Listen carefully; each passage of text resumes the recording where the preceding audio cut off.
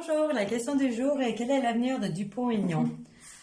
Donc on voit que c'est quelqu'un quand même qui passe pour un peu pour une grande gueule, mais moi j'ai l'impression que c'en est pas une. J'ai l'impression que c'est quelqu'un qui veut vraiment défendre les gens, surtout défendre le pouvoir d'achat des gens et leur travail.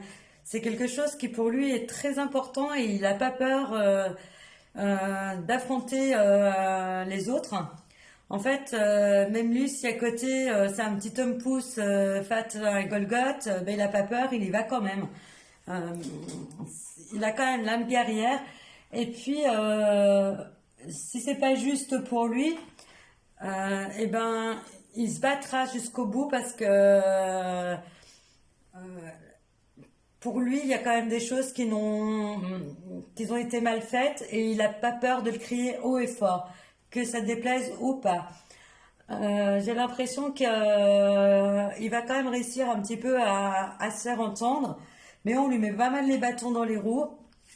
On va quand même essayer un petit peu de le discréditer face à l'opinion publique en le faisant un petit peu passer pour un peu un illuminé, un cinglé, alors que au fond c'est quelqu'un quand même qui a raison sur ses batailles et qui va jusqu'au bout. Des fois c'est quand même lourd et pesant pour lui le climat parce que dans son esprit il n'arrive pas à comprendre pourquoi les gens ils vont pas à l'encontre des décisions qui sont prises alors qu'elles sont infondées et injustes. Et c'est comme si ça lui minait un petit peu le moral parce qu'il n'arrive pas à se mettre à leur place. Il essaye pour pouvoir les contrecarrer. Des fois, il essaye, mais c'est tellement aberrant pour lui que euh, c'est c'est difficile. Pas de se battre, hein, parce qu'il a quand même l'âme d'un guerrier. Et ça, il va jusqu'au bout. Il n'a pas peur des qu'en dira-t-on. Il n'a pas peur d'aller au front. Il dit clairement les choses. Et c'est pas pour être bien vu ou mieux vu, en fait, c'est parce que pour lui, les choses, elles sont comme elles sont et elles sont injustes. Donc il va quand même jusqu'au bout pour se faire entendre, mais il a quand même un espèce de ras-le-bol parce ils sont pas beaucoup à se battre contre ce qui se passe et des fois ils se sentent seuls en fait parce qu'il y a un manque de soutien quand même.